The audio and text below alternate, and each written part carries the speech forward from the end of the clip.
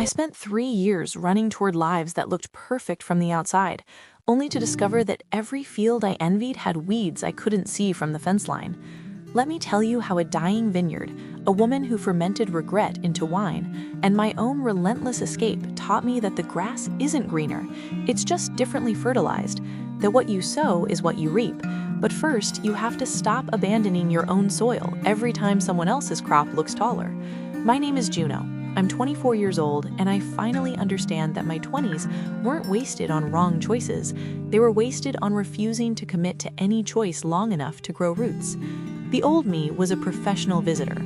I collected experiences like some people collect stamps, briefly, intensely, then on to the next before the first could disappoint me. I dropped out of 3 colleges, not because I failed, because I succeeded enough to see the next thing that looked shinier. Pre-med at 19 because doctors were respected, philosophy at 20 because thinkers were profound, graphic design at 21 because creatives were free. I dated people the same way. Intense beginnings, full of projection. This person would complete me, fix me, transport me to the life I was meant for. Then the inevitable discovery that they were human, limited, living their own confused story. I'd leave before they could leave me, already scanning the horizon for the next perfect possibility. I worked jobs that sounded interesting in conversation, barista in Portland because the coffee culture was authentic, gallery assistant in New York because the art world was where meaning happened, farmhand in Vermont because simplicity was the answer I'd been missing. Every field looked greener from the outside. Every new start promised the life I was supposed to be living, and every time within months I'd see the cracks. The exploitation behind the artisanal aesthetic, the boredom behind the creative title, the loneliness behind the simple living. I'd tell myself I was discerning, unwilling to settle, searching for my true path. What I was terrified of planting, of choosing one field, tending it through drought and pestilence, discovering that my own soil, my own effort, patience, commitment was the only thing that could actually grow anything worth harvesting. The breaking point was Sonoma, 2023.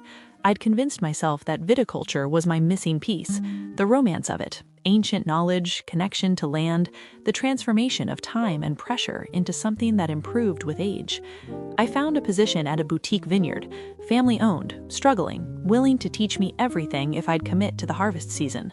I arrived with books on biodynamic farming, notebooks full of plans, the certainty that this was finally it. Elena owned the vineyard, 70, weathered, patient in a way that looked like exhaustion until you understood it as wisdom. She watched my enthusiasm with something between amusement and recognition. "You've done this before," she said first morning, handing me pruning shears. "The arrival, the certainty, the belief that this field will be different." "I don't know what you mean." "Yes, you do. You've been running through other people's lives like a tourist through museums, looking, admiring, never staying long enough to see what maintenance requires, never planting your own seeds and waiting through the seasons when nothing grows." I wanted to defend myself, list my experiences, my sincerity, my genuine desire for meaningful work. Instead, I pruned. Badly at first, then better. The work was brutal. Early mornings, physical exhaustion, the slow realization that wine was mostly waiting, mostly failure, mostly problems solved too late, or not at all. I watched Elena's life. The vineyard was failing financially. Climate change, corporate competition, her own age making the physical demands impossible. She could have sold, retired, lived comfortably. Instead, she was there every day, tending vines she'd planted 40 years ago, fighting for loans she might not repay, accepting that her legacy might be collapse rather than triumph. "Why stay?" I asked her 6 weeks in, after a hailstorm destroyed 30% of the crop. "If it's failing, if you're exhausted, if the outcome is uncertain, why not do something else, something easier?" She looked at me with the expression I'd been avoiding from everyone who saw me clearly. "Because it's mine," she said. "The failures, the successes, the work of decades. I planted these vines. I know their history, their weaknesses, their surprising strengths. If I left for someone else's greener field, I'd arrive with nothing, no knowledge, no relationship, no soil I'd built. just another beginner chasing the next perfect beginning. She poured wine from a bottle with no label. This is 2021, the year everything went wrong. Drought, fire smoke, COVID closing our market. I fermented it anyway. It's not good wine, thin, unbalanced, disappointing, but it's mine. I made it from what I had, not what I wished for. That's the only way anything real gets made. I tasted it. She was right. It was flawed. But it was also unmistakably specific, the taste of that year, that struggle, that refusal to abandon the field even when the harvest failed. I stayed the season, not because the vineyard became profitable, it didn't. Not because I fell in love with the work, I respected it, but my body ached and my mind wandered, and I knew finally that this wasn't my field either. I stayed because Elena taught me something I couldn't learn from leaving, the discipline of seeing something through, the revelation that every field, every choice, every commitment has its hailstorms and its thin years, that the question isn't which field is perfect, but which field am I willing to tend through imperfection. I left Sonoma with something I hadn't carried before, not certainty, clarity. I finally understood that my problem wasn't finding the right field, it was refusing to become a farmer. I returned to the first thing I'd abandoned, pre-med, but differently, not for status, not for completion, but for the specific problems that interested me. Public health, community medicine, the slow, unglamorous work of planting seeds that might not sprout for decades. I chose a city and stayed, chose a small apartment and furnished it slowly, deliberately, as if I'd be there for years, chose friendships and maintained them through conflict, through boredom, through the realization that everyone is limited, and that's the point. I started a garden, literal, small, mostly failing. Tomatoes that cracked, herbs that bolted, soil I was slowly learning to understand and improve. It taught me more than Sonoma had. This was mine completely. No romance to hide behind, no mentor to guide me, just my own attention and error and gradual incremental competence.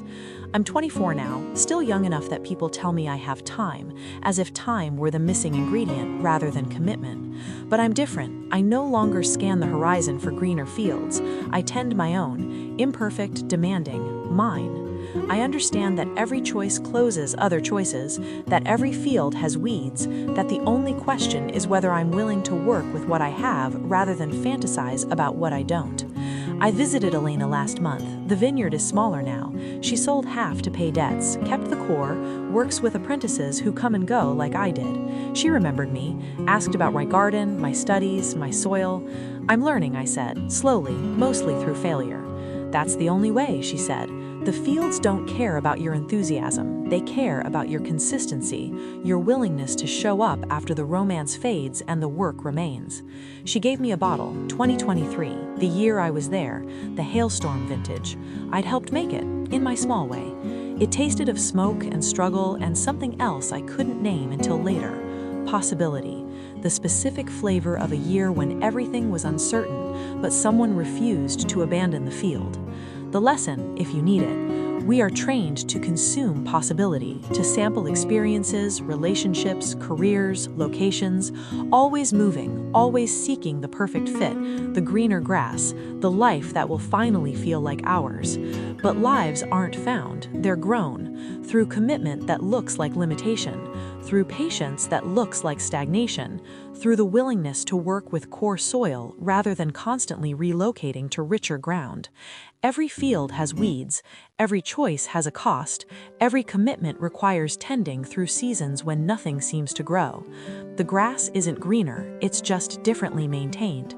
The question isn't which field to choose, but whether you're willing to become someone who tends, who shows up after the romance fades, who works with what they have, who accepts that harvest requires planting and planting requires staying. Stop running. Choose your field, accept its imperfections, sow what you want to reap even when growth is invisible, even when the outcome is uncertain, even when other fields look easier from the fence line. That's where life actually happens, not in the arrival, but in the tending, not in the harvest, but in the becoming someone who can grow anything at all.